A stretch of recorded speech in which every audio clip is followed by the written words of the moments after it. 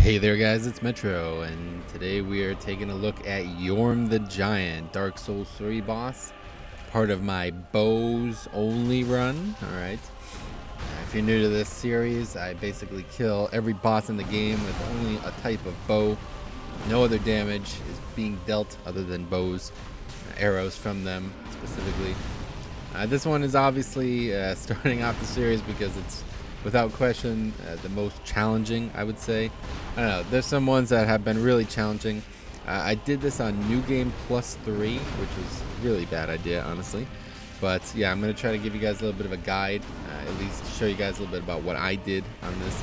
And this was actually only the second time I did this. I tried this strategy. I had about 10 or so pulls on the live stream with just a regular bow. The Pharis bow or whatever it's called, but I decided to go a little bit crossbow and then at the end use the regular bow because crossbow does more damage and it seems to stagger him more, which we're going to talk about here. In terms of setup, I have a Sun Princess ring. Alright, that's to help combo the Lloyd sword ring, which when you're 99% health you gain 10% extra damage, which is sorely needed in this fight. As you see in New Game Plus 3, I am doing very little damage, even with a plus 10 Knight's crossbow and the lightning bolts, which is what I'm using for the crossbow there, damage-wise. Then for the regular bow, I'm using the Pharis bow, whatever it's called, and that's plus 10 as well with the magic, I can't remember, the Moonlight Arrows, I think they're called. Yeah, they're pretty good. And yeah, you can get a renewable supply of them, so this would be very undoable if you didn't have that Greirat progression. So that's very important. Think about that. But as you see here, and now I have the Hornet ring on. I don't know if that's counting as a crit there, but there you go. So I don't know what to say about that, man. I couldn't replicate this with anything other than the crossbow. I tried the regular bow and even the great bow for these crits here, but yeah, it doesn't seem to matter. Maybe it's like it's consecutive shots, and as you saw there, I actually, the third time that would have potentially happened, I missed. I whiffed to the left. Man, bow only, most frustrating thing is when the arrows whiff. It's unreal. But anyway, it's going to happen a few more times here. So yeah, watch it again here. So we get 2 shots into him. Then as he raises the third shot, staggers him again. All right, so I don't know. I really don't. I think surely the damage I'm doing here, it has to be part of it. And there's the third time, right? So 3 times in a row. I'm not really sure. I don't know. If you guys know anything about this, let me know. I can't seem to find much information on exactly how this guy staggers. I was even trying to parry him because that's going to be a fun video in the series where I do, some parrying and then bow crits. But it's interesting because the boss itself obviously is very easy. Like, he does very little dangerous attacks. I still managed to play like a complete scrub. I think you'll see that here very shortly. I go from 13 Estus to 1 Estus at the end, but still managed to get the kill. So the best advice I can give you is just try to learn a little bit more about his crit window, how to make him critable. I definitely think it has to deal with hitting head and the arms too, I've heard people say. But with a crossbow, it seems to be that if you just hit him 3 times, that third time while he's rising, it just put him right back in that animation. And every time that I didn't have that window loop, it was because I missed. So it's almost worth, like, I guess a true scientist would have just kept trying until I did the whole fight with him like that. I don't know. That would be very interesting to see if I can do the whole fight, like as soon as I stagger him once, if I just never miss, hit the head 3 times in a row, staggers him again 3 times in a row, staggers him again. I don't know if it would work that way. If anybody does know, let me know.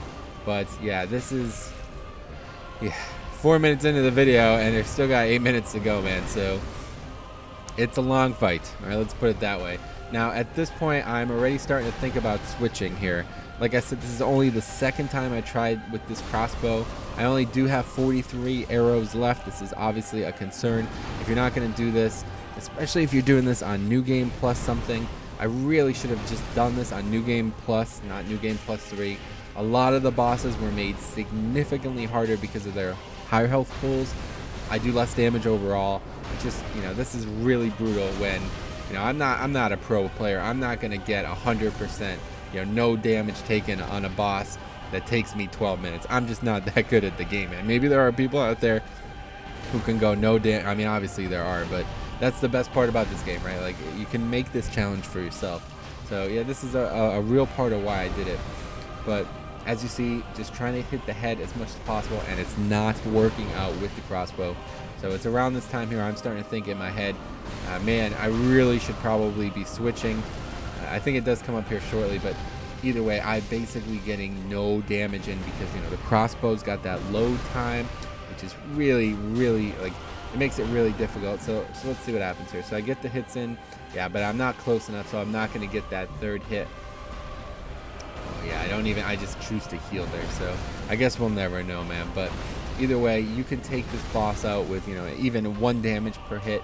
It's all about just staying alive. It's going to be a 20-minute fight. I've seen people do it, though. It's not, you know, he's very, it's something you can survive easily. As you can tell, I'm playing horribly, just absolutely really bad. I shouldn't take any damage from this guy. He's so predictable, but, you know, the adrenaline's flowing. It's only my 2nd time trying with the crossbow. I noticed some crazy things where, you know, we're staggering them back to back. Things are going through my head.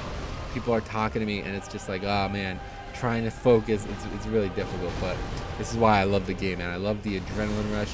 I love the, you know, the skill component where everything's dodgeable. You know, nothing. I should never die if I play right.